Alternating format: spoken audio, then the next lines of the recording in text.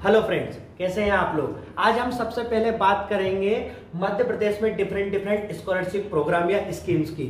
मध्य प्रदेश में कौन कौन सी स्कॉलरशिप स्कीम्स चल रही है उसके बारे में हम डिस्कस करने वाले हैं। आप लोगों को सबसे पहले मैं बता देता हूं कि स्कॉलरशिप की हमें रिक्वायरमेंट क्यों पड़ रही है। क्योंकि क्या होता है कि जो मेडिकल कॉलेज होते हैं, एमबीबीएस के लिए जो एडमिशन देते हैं, उनकी फीस थोड़ी सी हाई रहती है, जो कि हर फैमिली को अफोर्ड करना कंपैरेटिवली थोड़ा सा इम्पॉसिबल होता है। तो हमारी मध्य प्रदेश सरकार ने और भारत सरकार ने दोनों ने मिल करके कुछ ऐसी स्कॉलरशिप स्कीम्स लॉन्च कर रखी है, जिनके बिहाफ पर हम मेडिकल कॉलेज में, चाहे वो गवर्नमेंट मेडिकल कॉलेज हो या प्राइवेट मेडिकल कॉलेज हो, उसमें हम एडमिशन ले सकते हैं। तो स्कॉलरशिप की हमें रिक्वायरमेंट क्या पड़ती है, तो हम सबसे पहले देखेंगे कि मेडिकल कॉलेजों की फीस कितनी होती है। पर्टिकुलर मेडिकल कॉलेज की हमें फीस पता चल जाएगी तो हमें ये श्योर हो जाएगा कि हमें स्कॉलरशिप लेना चाहिए, गवर्नमेंट की स्कीम पे पार्टिसिपेट करना चाहिए या नहीं करना चाहिए। तो सबसे पहले फ्रेंड्स हम कोशिश करेंगे कि अपन मेडिकल कॉलेज जो है उनकी फीस कितनी होती है। अभी 2021 में कितनी फीस होगी ये अभी हमें नहीं पता है, क्योंकि एमपीडीएमई ने अपना फीस चार्ट जो है वो रिलीज नहीं किया है। तो जनरली कितनी फीस होती है, तो फीस कभी कम तो होती नहीं है, बढ़ती ही है। तो हम 2020 में कितनी फीस थी प्राइवेट मेडिकल कॉलेज और गवर्नमेंट मेडिकल कॉलेज की है उसके देखते हैं। तो उससे हमें मोटा मोटा अनुमान लग जाएगा कि हमें इतना पैसा तो हमारे पास होना चाहिए यदि हमें प्राइवेट या गवर्नमेंट मेडिकल कॉलेज लेना है तो हमारे पास, या फिर उसी के रेफरेंस में हम देखें तो हमें गवर्नमेंट स्कीम लेना चाहिए या नहीं लेना चाहिए। इसके साथ साथ दूसरा इशू ये आता है कि कैटेगरी बहुत सारी होती है, general category, OBC, EWS, SC, ST. ठीक है, तो हम किस कैटेगरी को बिलोंग करते हैं और किस कैटेगरी के जनरल के लिए कौन सी स्कॉलरशिप हो सकती है, ईडब्ल्यूएस के लिए कौन सी स्कॉलरशिप हो सकती है, ओबीसी के लिए कौन सी स्कॉलरशिप हो सकती है, एससी एसटी के लिए कौन सी स्कॉलरशिप होती है। तो कैटेगरी वाइज हमें कौन कौन सी स्कॉलरशिप के लिए हम एलिजिबल है ना, और उसमें कौन कौन सी एलिजिबिलिटी क्राइटेरिया होता है जिससे कि हम स्कॉलरशिप ले सके। अब उन सब के बारे में बात करते हैं। तो सबसे पहले हम देखते हैं गवर्नमेंट मेडिकल कॉलेज का फीस चार्ट देखते हैं। सबसे पहले गवर्नमेंट मेडिकल कॉलेज का फीस चार्ट क्या हो सकता है। तो एमपी स्कॉलरशिप प्रोग्राम की सबसे पहले बात कर रहे हैं। इसमें देखेंगे गवर्नमेंट, एमबीबीएस और प्राइवेट मेडिकल कॉलेज की हम बात करेंगे। तो कौन कौन सी स्कीम्स होती है सबसे पहले ये देख लेते हैं, फिर फीस चार्ट देखते हैं। ठीक है, तो सबसे पहले देखेंगे अपन स्कॉलरशिप स्कीम, एमपी में कितनी स्कॉलरशिप स्कीम चलती है उसके ऊपर बात करेंगे। सबसे पहले होती है मुख्यमंत्री जन कल्याण योजना, यह सब। उसके बाद दूसरी आती है मुख्यमंत्री मेधावी योजना, दो। तीसरी होती है पोस्ट मैट्रिक ओबीसी, इसके बाद आएगी पोस्ट मैट्रिक एससी, इसके बाद नेक्स्ट आता है पोस्ट मैट्रिक एसटी। तो टोटल एमपी में 5 जो है स्कॉलरशिप स्कीम चलती है। मुख्यमंत्री जन कल्याण योजना, मुख्यमंत्री मेधावी योजना, post matric OBC, post matric SC and post matric ST. तो टोटल 5 टाइप की हमारे एमपी में जो है स्कॉलरशिप स्कीम चलती है। अब जो है ये इसकी पर्टिकुलर जो डिफरेंट स्कॉलरशिप स्कीम होती है, इनकी एलिजिबिलिटी क्या होती है, कौन से टाइप के स्टूडेंट जो इसमें पार्टिसिपेट कर सकते हैं, अप्लाई कर सकते हैं, नहीं कर सकते, उसके बारे में अपन पूरे डिस्कस करेंगे। तो उसके पहले हम देख लेते हैं फीस चार्ट गवर्नमेंट और प्राइवेट मेडिकल कॉलेज में, देखते हैं। ठीक है, तो fees chart of government medical college MP. ठीक है, अब ये फीस चार्ट जो रिलीज हुआ था वो 9 नवंबर को रिलीज हुआ था 2020 के बिहाफ पर। तो हम देखते हैं सबसे डिफरेंट मेडिकल कॉलेज। तो गांधी मेडिकल कॉलेज भोपाल जो है उसकी फीस जो है वो 1 लेके। तो जनरली गवर्नमेंट मेडिकल कॉलेज जितने भी है उन सबकी जो फीस है, एनुअल ट्यूशन फीस जो है वो 1 लेके। ठीक है, आपको जो गवर्नमेंट की तरफ से जो स्कॉलरशिप मिलेगी, चाहे वो मुख्यमंत्री जन कल्याण योजना हो, मेधावी हो, पोस्ट मैट्रिक, एससी एसटी, तो उसमें मोटे तौर पर जो होता है वो ट्यूशन फीस को इंक्लूड किया जाता है। तो गवर्नमेंट मेडिकल कॉलेज जो होता है उसकी ट्यूशन फीस जो है वो 1 लाख के समथिंग है। इसके अलावा क्वेश्चन मनी जो है वो 14,000 के समथिंग सभी मेडिकल कॉलेजों की रखी गई है, गवर्नमेंट मेडिकल कॉलेज की, जो कि 1 टाइम डिपॉजिट करना रहती है और जब हमारा डिग्री कंप्लीट हो जाती है तो वो रिफंडेबल रहता है। ठीक है, तो हमें जो स्कॉलरशिप मिलेगी वो ट्यूशन फीस के ऊपर मिलेगी। चाहे कोई सी भी हम स्कीम यदि लेते हैं तो उसमें हमें ट्यूशन फीस जो है वो हमें गवर्नमेंट की तरफ से पूरी मिल जाएगी। तो ये तो हमारा फीस चार्ट रहा है गवर्नमेंट मेडिकल कॉलेज का। अब हम देखेंगे नेक्स्ट प्राइवेट मेडिकल कॉलेज का चार्ट देखते हैं। ठीक है, प्राइवेट मेडिकल कॉलेज का चार्ट। अब प्राइवेट मेडिकल कॉलेज का जब फीस चार्ट देखेंगे तो आपको थोड़ा सा जो है झटका लग सकता है, पर देखते हैं। तो अब देखते हैं सबसे पहले people's medical college. People's medical college की जो फीस है वो 12,15,000 12,15,000 के आसपास है। Shri Aurobindo institute of medical science की जो फीस है जो इंदौर में है उसकी है 9,28,000। ठीक है, आरडी मेडिकल कॉलेज की जो फीस है वो 8,33,000। इंडेक्स मेडिकल कॉलेज की फीस है 12,25,000 ₹700 की समथिंग, ठीक है। एलन मेडिकल कॉलेज जो उसकी फीस जो है वो भी 12,41,000 है। चिराई मेडिकल कॉलेज जो है उसकी फीस जो है 11,41,000 है। और Amardas institute of medical science की जो फीस है वो है 9,65,000। RKDM medical college and research centre उसकी फीस जो है 12,05,000। इसके अलावा ठीक है, तो Mahavir institute of medical science का जो फीस चार्ट है वो है 8,33,000, 8,33,000। इसके बाद अब आगे देखते हैं कौन कौन सी स्कॉलरशिप स्कीम है। ठीक है, तो मध्य प्रदेश शासन द्वारा संचालित मुख्यमंत्री जन कल्याण योजना शिक्षा प्रोत्साहन, ठीक है, इसमें मुख्यमंत्री जन कल्याण योजना। अब इसमें देखते हैं सबसे पहले तो क्या होता है मुख्यमंत्री जन कल्याण योजना को कंटिन्यू करते हैं। अभी देखिए हमने जो यहाँ पर जो लिया है वो गवर्नमेंट ने जो नोटिस निकाला है उसी के बिहाफ पर वही पीडीएफ लिया है, और ये सारे के सारे पीडीएफ जो डाउनलोड किए गए हैं वो एमपीडीएमई की ऑफिशियल साइट से डाउनलोड किए गए, ठीक है, और उसी की क्लिप हमने बना रखी है, उसी को हाईलाइट किया हुआ है। तो यहाँ पर मध्य प्रदेश शासन ने जो तकनीकी शिक्षा कौशल विकास एवं रोजगार विभाग है उन्होंने 9 जुलाई 2018 को इसको रिलीज किया था। इसमें चिकित्सा विभाग ने मिलकर के सामान्य निर्धन वर्ग, अब इसको इसका थोड़ा सा नाम चेंज हो चुका है 2020 में, सॉरी 21 में, और अब इसमें यहाँ इन्होंने क्या करा है कि जो एक पहले स्कीम चलती थी उसका नाम था विक्रमादित्य योजना। तो विक्रमादित्य योजना को चेंज करके ये यहाँ पे लिखा हुआ है विक्रमादित्य निःशुल्क शिक्षा जो योजना थी उसको चेंज करके अब इसका नाम नया आ गया है मुख्यमंत्री जन कल्याण योजना। अब मुख्यमंत्री जन कल्याण योजना जो है वो सभी कैटेगरी के लिए, मुख्यमंत्री जन कल्याण योजना जो है वो सभी कैटेगरी के लिए, चाहे आप जनरल हो, ईडब्ल्यूएस, ओबीसी, एससी, एसटी, किसी के भी हो, है ना। इसमें जो क्राइटेरिया रखा गया है वो सिर्फ एक ही क्राइटेरिया रखा गया है, उस क्राइटेरिया का नाम है कि जो भी पेरेंट्स है वो पेरेंट्स जो है उनका रजिस्ट्रेशन होना चाहिए असंगठित कर्मकारों की जो एक पोर्टल होता है उसमें, मतलब कि जो पेरेंट्स होते हैं वो अनऑर्गेनाइज सेक्टर से आना चाहिए।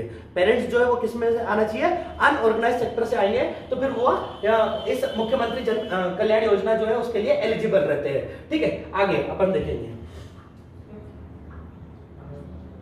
अब इसमें इसकी जो क्वालिफिकेशन क्या क्या हो सकती है। तो इसमें क्या आता है कि जो पेरेंट्स होते हैं, पेरेंट्स को अपना रजिस्ट्रेशन करवाना रहता है, जो अनऑर्गेनाइज सेक्टर का पोर्टल जो होता है वहां पर इसको रजिस्ट्रेशन करवाना रहता है, और एक आपकी रजिस्ट्रेशन आईडी जो होती है वो डेवलप हो जाती है। इसके बाद हम देखेंगे तो कौन एलिजिबल होते हैं। स्टूडेंट की बात करते हैं, स्टूडेंट वही एलिजिबल रहेंगे जिन्होंने की नीट क्लियर कर रखा है। तो वो तो वैसे भी जो मेडिकल कॉलेज जो होता है उसमें एडमिशन के लिए नीट को क्वालिफाई करना जरूरी होता है। इसके बाद आगे देखेंगे तो जब आप यदि इस स्कीम का बेनिफिट लेते हैं, यदि आप स्कीम का बेनिफिट लेते हैं तो फीस तो आपकी गवर्नमेंट जो 4.5 ईयर की जो पूरी फीस होती है वो गवर्नमेंट पे करेगी, लेकिन उसमें एक टर्म्स एंड कंडीशन रहता है कि यदि आप गवर्नमेंट मेडिकल कॉलेज में एडमिशन लेते हैं तो आपको 2 ईयर, है ना, 2 साल तक जो है गवर्नमेंट जो कॉलेज सॉरी गवर्नमेंट जो हॉस्पिटल होते हैं उसमें रूरल एरिया में काम करना पड़ेगा, प्लस इसके साथ साथ जो होता है 10 लाख रुपीस का आपका बॉन्ड रहेगा। यदि आप प्राइवेट मेडिकल कॉलेज लेते हैं तो फिर आपको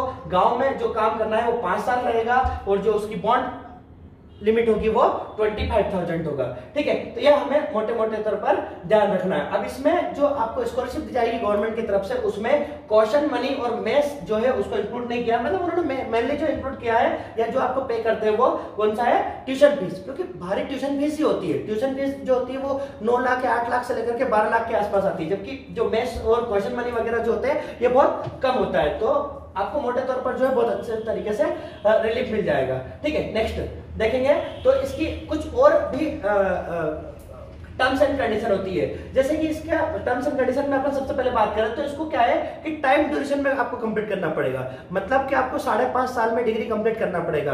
तो इसका मतलब ये हो रहा है कि यदि आप बाय चांस किसी ईयर फेल हो जाते हैं, है ना, या बैक लगता है तो उसमें फिर हो सकता है कि आपको इसका जो है बेनिफिट बंद कर दिया जाए। इसके साथ साथ जो नेक्स्ट जो है कि वो है ना, आप गवर्नमेंट मेडिकल कॉलेज में यदि एडमिशन लेते हो तो फीस जो होगी सीधा आपको आपके कॉलेज के अकाउंट में जाएगी, आपके हाथ में कुछ भी नहीं आएगा, आपको डेफिनेटली पे स्लिप मिल जाएगी। लेकिन आप यदि प्राइवेट मेडिकल कॉलेज से एमबीबीएस करते हो तो फिर आपको जो है अकाउंट स्टूडेंट के अकाउंट में आएगी फीस, और उसके बाद फिर क्या होगा, स्टूडेंट जो होगा वो मेडिकल कॉलेज को ट्रांसफर कर सकता है, ये रहता है, ठीक है। ये इसके अंदर बेनिफिट होता है। आगे नेक्स्ट, ठीक है। ये अब इसमें स्कीम कब से अमेंडमेंट हुआ था? तो 1819 से ये अमेंडमेंट में आया था, मतलब एक तरीके से अप्लाई हुआ था। उसके बाद मुख्यमंत्री जी जन कल्याण योजना है, इसमें मेन जो है उन्होंने जो विक्रमादित्य निःशुल्क शिक्षा योजना जो चल रही थी पहले, उसी को एक तरीके से मॉडिफाइड किया है, उसी को अपडेट करके अब उन्होंने इसी को बना दिया है मुख्यमंत्री जन कल्याण योजना। पर इसमें ऐसा है कि किसी स्टूडेंट जैसे कि एमबीबीएस के अलावा किसी और डिग्री में भी यदि है और वो विक्रमादित्य निःशुल्क योजना का कोई बेनिफिट ले रहे थे तो उन्हें वो फर्दर कंटिन्यू रहेगा, उनको कोई दिक्कत नहीं आएगी। नेक्स्ट देखिए,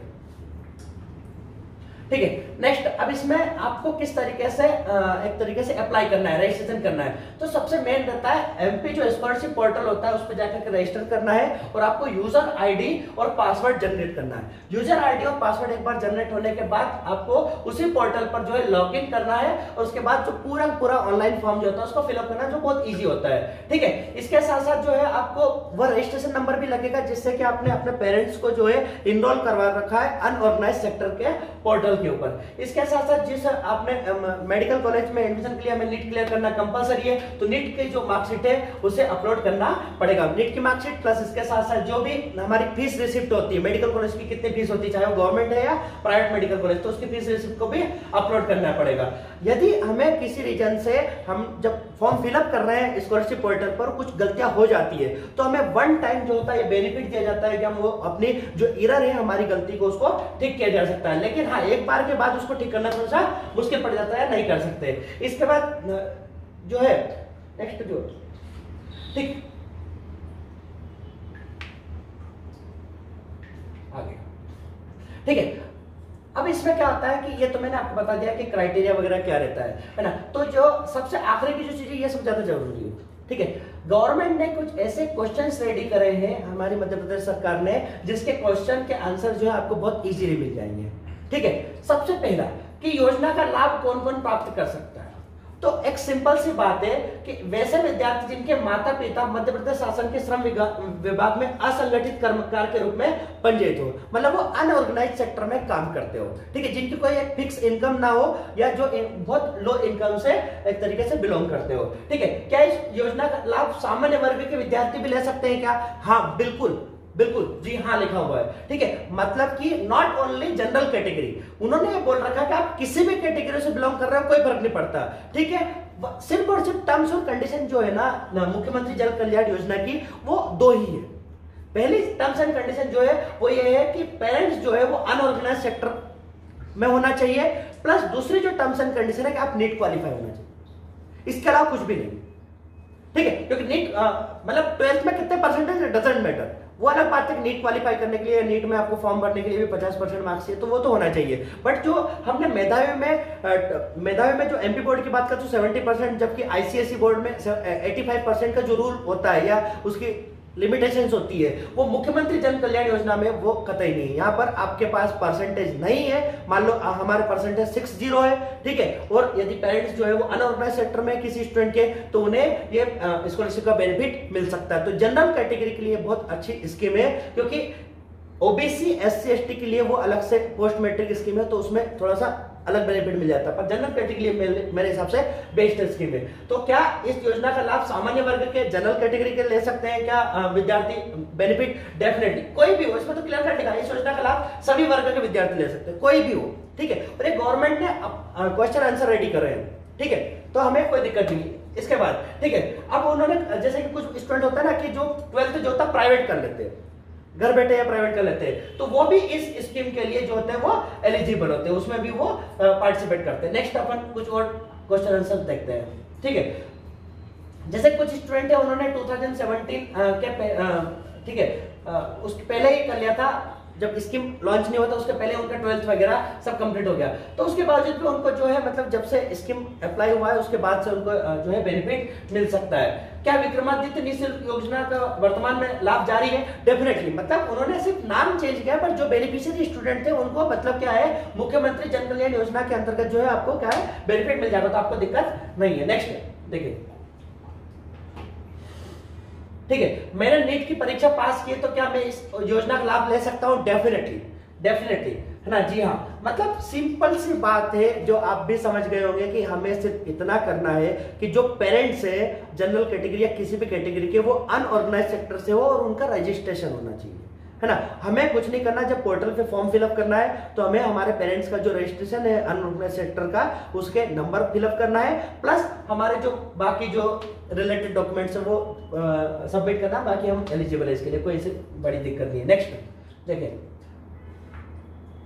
ठीक है, मध्य प्रदेश सरकार द्वारा संचालित मुख्यमंत्री योजना, ठीक है, क्या क्या डॉक्यूमेंट्स लगते हैं इसमें। सबसे लास्ट में जो इंपॉर्टेंट है वो अपने देखा है ना, तो क्या क्या डॉक्यूमेंट्स की रिक्वायरमेंट है, तो इसमें सीधी सी बात है, वही रजिस्ट्रेशन नंबर, अनऑर्गेनाइज सेक्टर का, 10th की मार्कशीट लगेगी, इसके साथ साथ आप जो भी अपन डिग्री कर रहे हैं, मतलब एमबीबीएस के लिए डिग्री लेंगे तो वहां की नीट की जो होगी मार्कशीट जो है वो हमें रिक्वायरमेंट रहेगी, ठीक है। इसके साथ साथ कितना आपको फीस पे करना है, ठीक है, वो रहेगा, आधार नंबर प्लस जो हमने अकाउंट नंबर दिया है बैंक को, वो रहेगा, ये इतनी सारी चीजें रहेगी। तो आप जो है मुख्यमंत्री जन कल्याण योजना एक अच्छी स्कीम है जिसका आप बेनिफिट ले सकते हैं। और थैंक यू सो मच।